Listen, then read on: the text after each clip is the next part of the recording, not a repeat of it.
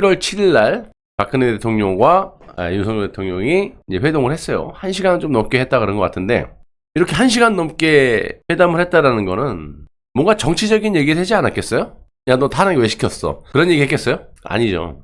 그래서 아무튼 제가 아무리 생각을 해봐도 11월 7일 이후 그 다음날 대법원장의 조희대라는 분이 지명이 됐잖아요. 이분이 보통 분이 아니잖아요. 이력을 보시면 지난번 낙마했던 이균용인가요? 낙마될 때 한번 거절을 했던 분이에요. 그리고 상당히 보수 성향이 짙은 분이고, 가장 특징적인 게 탄핵 정국 때 강일원 주심 재판관이라든지 이정미라든지 어용 판사질한 사람들 조작이 뻔히 알면서도 탄핵을 시키고 구속을 시키는데 혈안이 돼 있던 그런 재판관들에 반해서 이분은 문재인 당시 정권과 또 김명수 대법원장에게 각을 세우는 아주 성향도 보수 성향이지만 판결이라든지 수십 년간의 판사 생활을 하시면서 아주 보수적으로 냉정하게 정권의 이런 기득권들의 눈치 보지 않으시고 해오셨던 분이란 말이에요.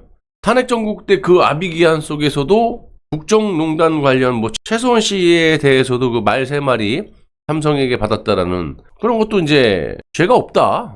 내가 보기엔 죄 없다. 그렇게 강직하게 말씀하셨던 분이고, 또 박근혜 대통령 뇌물건에 대해서도 원칙대로 증거도 없고 박 대통령은 뇌물 받는 게 아니다. 이렇게 소신 있게 했던 분인데 이분을 윤석열 대통령이 지명을 했다. 그것도 11월 7일 날 박근혜 대통령과 1시간 넘게 하고 나서 그 다음날 지명을 했다. 공식적으로. 우연일까요? 우연이라고 저는 볼 수도 있겠지만, 다른 사람도 아니고 이 조희대라는 분이, 이분은 또 박근혜 대통령께서 양승태 대법원장 있을 때 대법관으로 박근혜 대통령께서 임명을 하신 그런 분이거든요. 문재인 정부의 각을 세우고 김명수 대법관에게 각을 세우고 아주 원칙론자고 원칙대로 판결을 하시는 분이고, 소수의 의견이라든지 국민을 대변하는, 정말 이런 분이 진짜 헌법주의자고, 주변의 후배들이나 이런 사람들이 이분에 대해서 성품이나 인품을 이렇게 말을 하는 거 보면, 예를 들면 생신이니까 케이크를 사갖고 왔는데 이런 거 받으면 안 된다. 나눠서 먹자. 그냥 즉석으로 나눠서 먹고, 같은 재판관끼리 같이 식사도 안 하고. 원래 판사들이 외로운 거야. 오해의 소지가 있으면 안 되거든요. 근데 이런 분을 그냥 떡하니 대법원장 후보로 지명을 했다라는 거야. 박근혜 대통령 만나고 그 다음날 7일날 만나고 8일날. 이분 같은 경우는 또 아마도 야당에서 빠꾸를 놓기 위해서 허위사실 아니면 낙마를 시킬 가능성이 거의 없는 게, 2014년인가 그때 대법관 임명될 때도 국회에서 어떻게 통과됐냐면 압도적이었어요. 230대 4. 그리고 이분의 인품이나 이력을, 커리어를 보면 전혀라고 말씀드릴 수는 없지만 아마도 야당에서 반대를 할 만한 그런 꼬투리가 없지 않을까. 박 대통령을 지지하고 이 정통 보수 입장에서 봤을 때는 상당히 고무적인 판단이라고 보고, 경상북도 출신이고 57년생이에요. 57년생이고 30년 이상의 커리어를 갖고 계시고, 또 엘리트 코스를 밟으셨고, 경북고등학교, 서울대학교. 이런 분이 대법관 임기 6년을 마치고 퇴임을 하면서 퇴임식도 안 하시고 탁 떠나시면서 그냥 조용히 해라. 나 그냥 조용히 가겠다. 그리고 대형 로펌이라든지 변호사 개업을 하지 않으시고 성균관대 이 법대 후배들을 양성하는 완전 선비로 알려져 있거든요. 그래서 성균관대로 가셨나? 근데 아무튼 야당에서도 이분을 깔만한 그게 없을 것 같아. 내가 봤을 때. 예를 들어서 돈을 벌겠다 했으면 로펌을 가겠죠. 편하게 돈 버는데. 근데 그런 거를 다 마다하고 그냥 후배들 양성을 위해서 법대 석좌 교수로 있으시다는 거는 보통 분이 아니라는 거고, 하여튼 이쪽 법 쪽에서는 아주 원칙주의자로 알려져 있습니다. 내가 볼 때 대통령실에서 지금 비서실장이 얘기하는 거 보면 울며 겨자 먹기로, 이거 아니면 살아남을 수 없다. 그러니까 뭔가의 소정의 박근혜 대통령과의 딜이 있겠죠. 그러니까 이렇게 박 대통령 편이라고 볼 수 있는, 박 대통령이 임명하고 탄핵 때도 박 대통령 죄가 없다라고 얘기를 하고, 최순실에 대해서도 이건 죄가 아니다, 무죄다, 문재인하고 각을 세우고 김명수하고 각을 세우는 그런 분을 갖다가 이렇게 임명했다라는 거는 울며 겨자 먹기로 어쩔 수 없는 선택이었다. 그만큼 급박한 거죠. 이게 보면은 얼마나 다급하면 윤석열 대통령이 직접 전화를 한 거예요. 한번 이분이 제의가 들어왔는데 안 하겠다 했는데 윤석열 대통령이 전화를 한 거야. 직접 전화를 해서 좀 해달라. 아마도 이게 며칠 전이니까 이틀 전 5일날 윤석열 대통령이 전화를 직접 해요.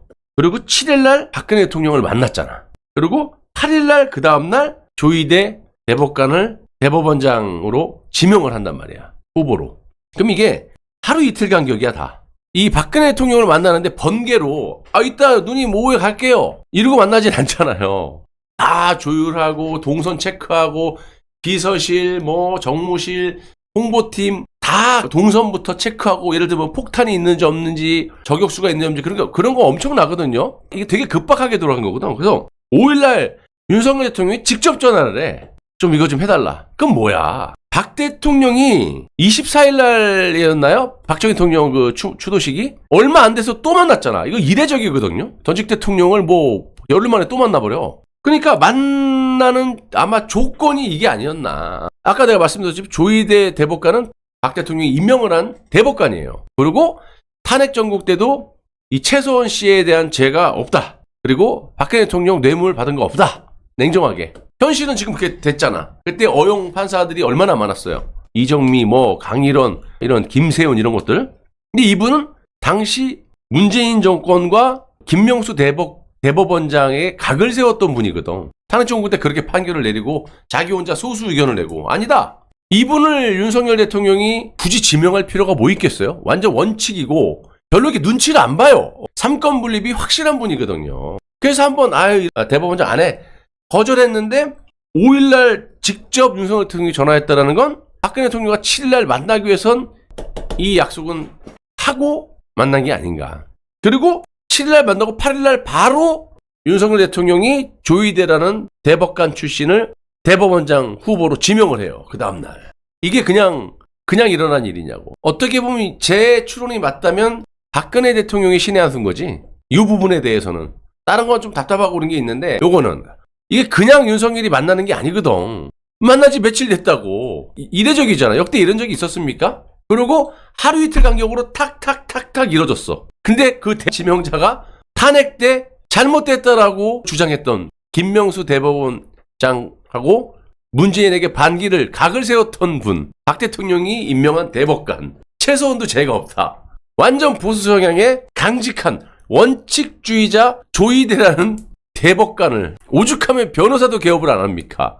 취임식도 안 하고 나가셨어. 후배들이 아유 그래도 하고 가셔야 됐다. 완전 이순신 장군이야. 나 뭐 거론 안 되게 그냥 조용히 해라. 나 조용히 할게.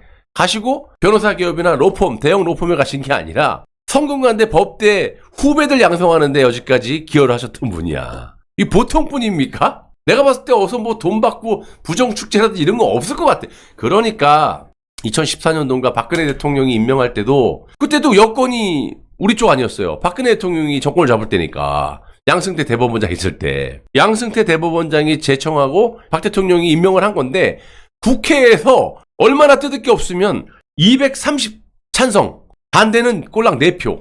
그래서 내가 이거는 조희대라는 분이 야당에서 지금 갈굴라고 엄청나게 취합을 하고 조희대 이 대법원장 후보자는 또 준비를 하고 계시지만 이것들이 할 수 있는 거는 임기 57년생이니까 3년 6개월 남았다. 이분이 이승만 대통령 박정희 전 대통령에 대해서 아주 이 보수 성향으로 얘기를 했던 분이에요. 이 김명수 대법원장하고도 각을 세웠죠. 그 부분에 대해서도. 탄핵 때도 그랬지. 최소원 씨도 다 그랬지. 박 대통령 뇌물에 대해서 아니다 그러고. 이분이 윤석열 대통령이 전화 왔을 때도 그 얘기를 했대요. 뭐라 그러냐면 헌법이 정한 틀 안에서 대법원장 역할만 하겠다. 이 얘기를 했다라는 거야. 김세훈이라든지 강일원이라든지 예를 들면 이정미라든지 탄핵 때 그 박근혜 대통령을 탄핵 구속시키기 위해서 그렇게 역적질한 판사들, 그 판사들과 달리 당시에도 이분은 이거 뇌물 아니다.